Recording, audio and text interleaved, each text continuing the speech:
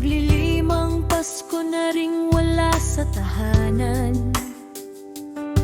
Napuno mo na ba ang kahon? Hindi pa, may kulang pang pangarap para sa mga anak. Mabigat ang balikbayan box, pero di lang dahil sa laman.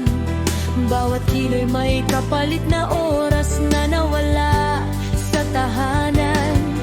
Mahigpit ang pagkakasliyo, baka may masira sa biyahe. Katulad ng puso naming araw-araw ding nagpipigil sa luha. Dahan-dahan sa plato, baka mabasag. Lagyan mo ng dyaryo, baka maputol ang laruan. Siguraduhin mong walang masisira, oo, dahil ayokong umiyak ang mga anak pagdating.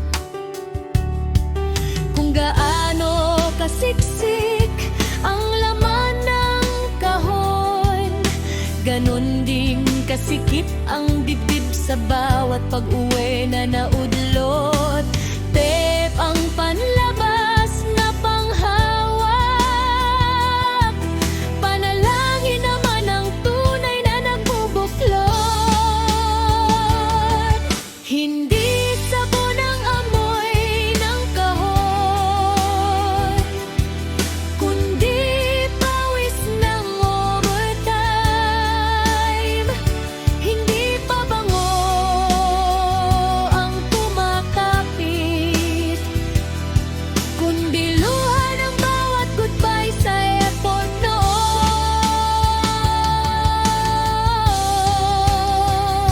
Sabay nating awitin mga kababayan, hindi tayo nag-isa sa banyagang daan. Ang balikbayan box ay hindi lang karton, kundi pusong siksik ng pagmamahal at panahon. Luha ang pambalot, pawis ang puhunan, panalangin ang tape sa bawat sulok ng kahon. Kahit malayo ang ating katawan, kasama natin ang pamilya sa bawat tibok ng puso.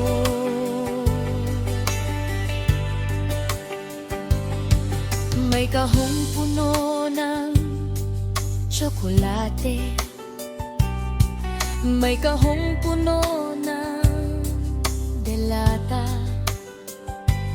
pero ang pinakamahalagang laman ay pangakong anak. Uuwi rin si mama, uuwi rin si papa. May mga damit na may amoy ng banyagang hangin, ngunit ang puso'y nananatiling amoy ng sariling tahanan. Bawat padala'y hindi pagyayabang, kundi tahimik na pagsasabi ng naalala ko kayo araw-araw. Minsan may nagtatanong, sulit ba ang sakripisyo? Ngumingiti lang kaming lahat,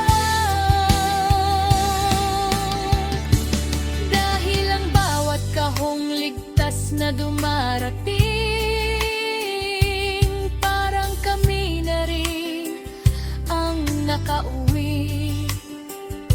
Kapag nakita naming masaya ang pamilya, lahat ng pagod ay nagiging panalangin.